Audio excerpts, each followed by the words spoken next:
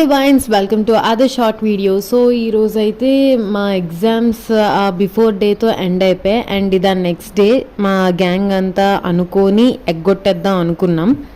కానీ అనుకోని కారణాల వల్ల ఏదో అంటారు కదా, దానివల్ల మేము కాలేజ్కి వెళ్ళాల్సి వచ్చింది. అండ్ ఇంత ఉక్కులో నీకు మాస్క్ ఎందుకు అక్క హెచ్చులా అంటే, ఎస్ ఐఎమ్ హెచ్చుల్ స్టార్.